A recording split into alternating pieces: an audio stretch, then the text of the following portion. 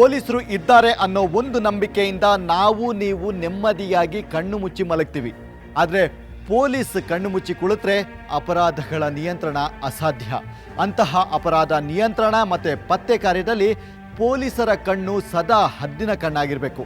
ಅಂತಹ ಕರ್ನಾಟಕ ಪೊಲೀಸರ ಪತ್ತೆದಾರಿಯ ಕುತೂಹಲ ಕಥೆಯೇ ಈ ವಿಶೇಷ.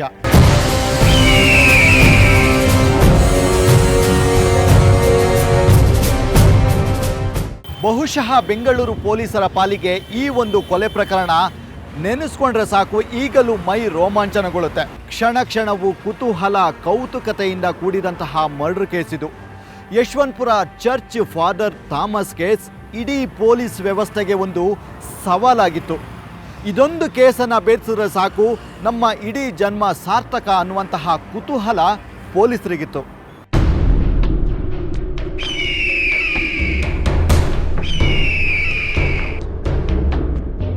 ಅದು ಏಪ್ರಿಲ್ ಆರಂಭದ ಕೊನೆ. 2013ರ ಮಾರ್ಚ್ ಕೊನೆ ದಿನ ಬೆಂಗಳೂರು ಗುಡುಗು ಸಿಡಿಲಿನ ಆರ್ಭಟದಿಂದ ಕೂಡಿತ್ತು. ಮಳೆಯ ಆರ್ಭಟಕ್ಕೆ ನಗರದ ರಸ್ತೆಗಳೆಲ್ಲ ನೀರಿನಿಂದ ತುಂಬಿ ಹೋಗಿದ್ವು. ಆದರೆ ಯಶವಂತಪುರದ ಸೇಂಟ್ ಪೀಟರ್ ಫೋಂಟಿಫಿಕಲ್ ಸೆಮಿನರಿಯಲ್ಲಿ ಆಗಬಾರದ ಅನಾಹುತವೊಂದು ಮಧ್ಯರಾತ್ರಿಯ ಮಳೆಯಲ್ಲಿ ನಡೆದು ಹೋಗಿತ್ತು. ಬೆಳಗ್ಗೆ 6 ಗಂಟೆಗೆ ಪ್ರಾರ್ಥನೆಗೆ ಬಂದವರ ಕಣ್ಣಿನಲ್ಲಿ ನೀರಿನ ಹನಿಗಳು ತುಂಬಿದ್ವು. ಯಾಕೆಂದರೆ ಅವರ ಕಣ್ಣಿನ ಮುಂದೆ ಕಳೆದ ರಾತ್ರಿ ಕೊಲೆಯಾಗಿ ಹೋಗಿದ್ದ ಅದೇ ಚರ್ಚ್ ಫಾದರ್ ರೆಕ್ಟರ್ ಥಾಮಸ್ ಶವ ಅವರ ಕಣ್ಣಲ್ಲಿ ಕಾಣಿಸಿತ್ತು.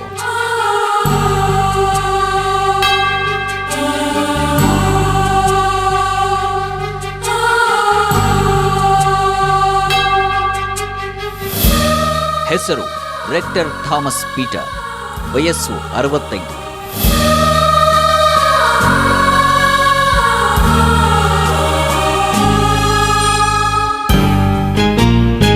ರೆಕ್ಟರ್ ಥಾಮಸ್ 65 ವರ್ಷದ ಥಾಮಸ್ ಯಶವಂತಪುರದ ಸೇಂಟ್ ಪೀಟರ್ ಫೋಂಟಿಫಿಕಲ್ ಸೆಮಿನರಿಯ ಹಿರಿಯ ಪ್ರಾಂಶುಪಾಲರಾಗಿದ್ದರು.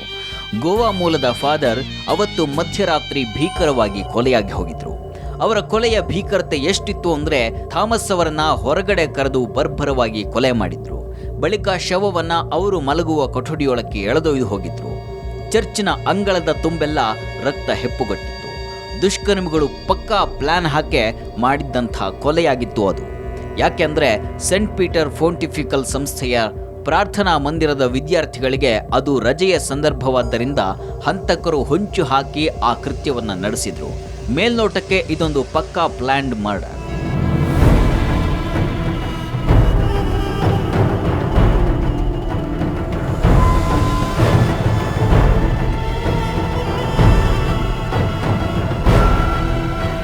ಕೊಲೆ ನಡೆದದ್ದು ಮಧ್ಯರಾತ್ರಿಯಾದರೆ ಬೆಳಕಿಗೆ ಬಂದಿದ್ದು ಮಾರನೇ ದಿನ ಬೆಳಗ್ಗೆ 6 ಗಂಟೆಗೆ ಪ್ರಾರ್ಥನೆಗೆ ಬಂದ ಜನ ಆ ಭಯಾನಕ ದೃಶ್ಯವನ್ನು ನೋಡಿ ಹತ್ತಿರದ ಯಶವಂತಪುರ ಪೊಲೀಸರಿಗೆ ಮಾಹಿತಿ ನೀಡಿದ್ರು. ತಕ್ಷಣವೇ ಪೊಲೀಸರು ಸ್ಥಳಕ್ಕೆ ಬಂದರು. ನಡೆದದ್ದು ಧಾರ್ಮಿಕ ಗುರುವಿನ ಕಗ್ಗೊಲೆ, ಅದು ಕೂಡ ಚರ್ಚ್ ಆವರಣದಲ್ಲಿ. ಧರ್ಮಾಂಧತೆಗೆ ತಿರುಗುವಂತಹ ಸಾಧ್ಯತೆಯನ್ನು ಅರಿತ ಬೆಂಗಳೂರು ಪೊಲೀಸರು ಪ್ರಕರಣದ ಸೂಕ್ಷ್ಮತೆಯನ್ನು ಅರಿತುಕೊಂಡ್ರು. ಚರ್ಚ್ ಸುತ್ತಮುತ್ತ ಬಿಗಿ ಪೊಲೀಸ್ ಬಂದೋಬಸ್ತ್ ಮಾಡಿ ಫಾದರ್ ಕೊಲೆಯ ತನಿಖೆಯನ್ನು ಶುರು ಮಾಡಿದ್ರು. ಅಂದಿನ ಪೊಲೀಸ್ ಕಮಿಷನರ್ ಜ್ಯೋತಿ ಪ್ರಕಾಶ್ ಮಿರ್ಜಿ, ಹೆಚ್ಚುವರಿ ಪೊಲೀಸ್ ಆಯುಕ್ತ ಅಲೋಕ್ ಕುಮಾರ್, ಡಿಸಿಪಿ ಸಿದ್ದರಾಮಪ್ಪ ಸ್ಥಳಕ್ಕೆ ಭೇಟಿ ಕೊಟ್ಟು ಪಾದ್ರಿ ಕೊಲೆ ಹೇಗೆ ನಡೀತು ಅನ್ನೋದನ್ನು ಪತ್ತೆ ಹಚ್ಚತೊಡಗಿದ್ರು.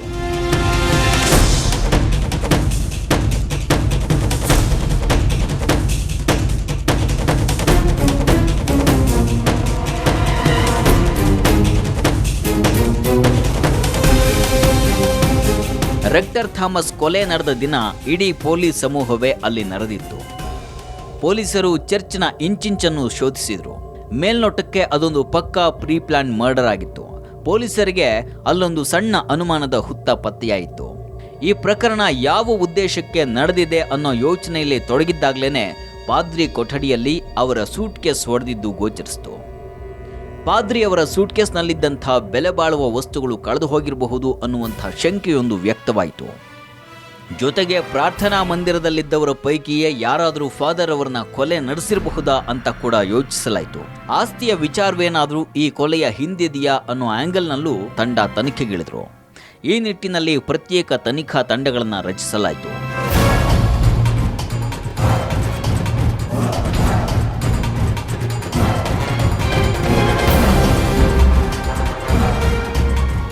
ಪಾದ್ರಿ ಮರ್ಡರ್ ಕೇಸ್ ಅವತ್ತಿನ ಮಟ್ಟಿಗೆ ರಾಜ್ಯದಲ್ಲಿ ದೊಡ್ಡ ಸಂಚಲನವನ್ನು ಉಂಟು ಮಾಡಿತ್ತು. ಅದರಲ್ಲಿ ಧರ್ಮದ ವಿಷಯವೂ ಅಡಗಿದ್ದರಿಂದ ಪೊಲೀಸರು ಆದಷ್ಟು ಬೇಗ ಈ ಪ್ರಕರಣವನ್ನು ಪತ್ತೆ ಹಚ್ಚಬೇಕಾಗಿತ್ತು. ಈ ಒಂದೇ ಒಂದು ಪ್ರಕರಣಕ್ಕಾಗಿ ಪೊಲೀಸರು 40 ಜನ ಪೊಲೀಸರನ್ನೇ ನಿಯೋಜಿಸಿದ್ರು. ಇನ್ಸ್ಪೆಕ್ಟರ್ಗಳಾದಂತಹ ಪುರುಷೋತ್ತಮ್, ಬದ್ರಿನಾಥ್, ಗೀತಾ ಕುಲಕರ್ಣಿ, ತನ್ಮೇರ್ ಹೀಗೆ 10 ಪೊಲೀಸರ ಪ್ರತ್ಯೇಕ ತನಿಖಾ ತಂಡಗಳು ಒಂದೊಂದು ದಿಕ್ಕಿನಿಂದಲೂ ತನಿಖೆಯನ್ನು ನಡೆಸಿದರು. ವೈಯಕ್ತಿಕ ವಿಷಯಗಳಿಂದೇನಾದರೂ ಈ ಕೊಲೆ ನಡೆದಿದೆಯಾ ಅಂತ ಪೊಲೀಸರು ಮೊದಲಿಗೆ ತನಿಖೆಯನ್ನು ಆರಂಭಿಸಿದರು. ಆದರೆ ಪಾದ್ರಿಯ ಹಿನ್ನೆಲೆ ಪರಿಶೀಲಿಸಿದ ಪೊಲೀಸರು ವೈಯಕ್ತಿಕ ಉದ್ದೇಶದಿಂದ ನಡೆದಂತಹ ಕೊಲೆ ಇದಲ್ಲ ಅನ್ನೋದನ್ನು ಖಚಿತಪಡಿಸಿಕೊಂಡರು.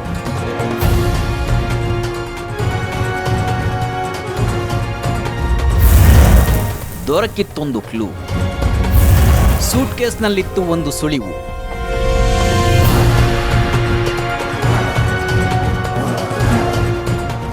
ಪಾದ್ರಿ ಕೊಲೆ ನಡೆದ ಸಂದರ್ಭದಲ್ಲಿ ಫಾದರ್ ಥಾಮಸ್ ಅವರಿಗೆ ಸೇರಿದಂಥ ಸೂಟ್ ಕೇಸ್ ಒಂದರಲ್ಲಿ ಒಂದಷ್ಟು ಹಣ ಕಳುವಾಗಿದೆ ಅನ್ನುವಂಥ ಮಾಹಿತಿ ಆ ಚರ್ಚ್ನಲ್ಲಿದ್ದಂಥ ಕೆಲವರು ಪೊಲೀಸರಿಗೆ ಮಾಹಿತಿಯನ್ನು ನೀಡ್ತಾರೆ. ಹಣ ಕಳುವಾಗಿರೋದು ಮೇಲ್ನೋಟಕ್ಕೆ ಸ್ಪಷ್ಟವಾಗ್ತಾ ಇದ್ದಂತೆಯೇ ಪೊಲೀಸರಿಗೆ ಇದೊಂದು ಮನೆಗಳ್ಳರ ಕೃತ್ಯವಿರಬಹುದು ಅನ್ನುವಂಥ ಅನುಮಾನ ದಟ್ಟವಾಗುತ್ತೆ.